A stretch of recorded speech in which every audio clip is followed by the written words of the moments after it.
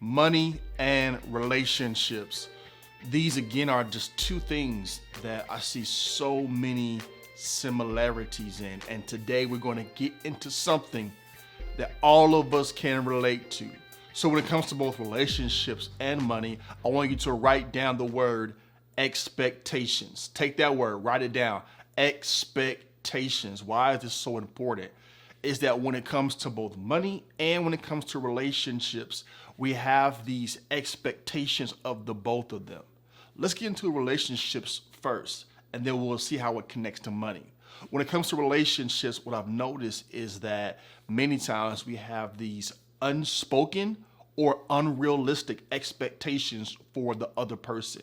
It's things that we may have in our own mind that we've never communicated, that we actually want to see happen, or they are unrealistic, meaning that it's something that's beyond where the other person is at the moment. And so we are holding them to a standard that is beyond where they are right now, and at the same time, not showing the willingness to work with them as they grow towards whatever that thing is. And that could be male or female.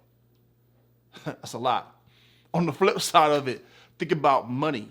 It's that many times we have these unrealistic expectations, even for money, that I can put $100 into this thing and invest it, and by next week, it's going to be $100,000.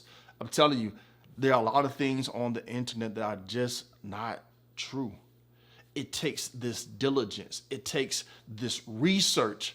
It takes you doing things behind the scenes when no one is looking to figure out where your money should go so that it can properly grow. So where should I begin and where should I start when it comes to being more honest, more candid about these expectations as it pertains to money?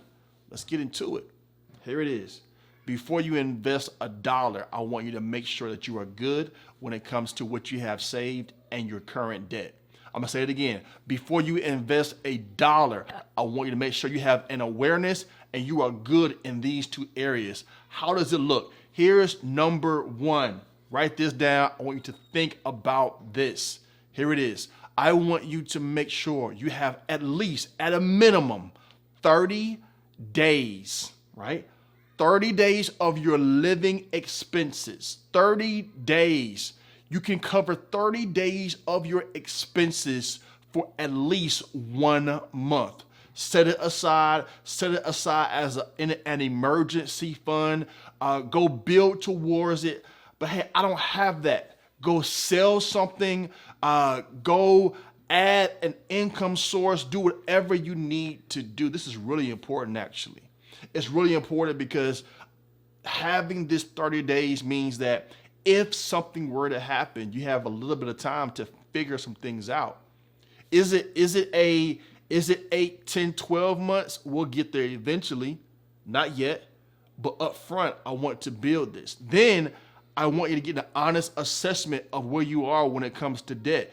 Do you have it all written out? Do you have it labeled from smallest debt to largest debt? Now, there are some people that take a different approach and they look at it from a interest rate perspective. I get it. I understand it. I see the value in both of them. From my personal experiences, it's worked better to approach it from the smallest to largest. Then you just get after it. You attack it. Just like when you are trying to get free from something and you really want to be free from it, you would do what it takes in order to get free. This is really, really important as it pertains to debt. Now, some of you may say, hey, but I have an opportunity at my job for a 401k plan.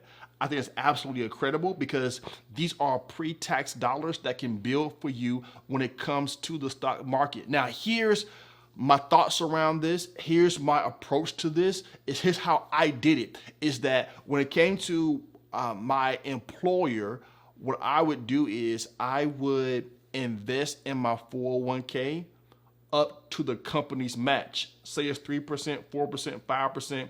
Listen, that's 100% returns. You put in 100, they put in 100. That's 100% returns.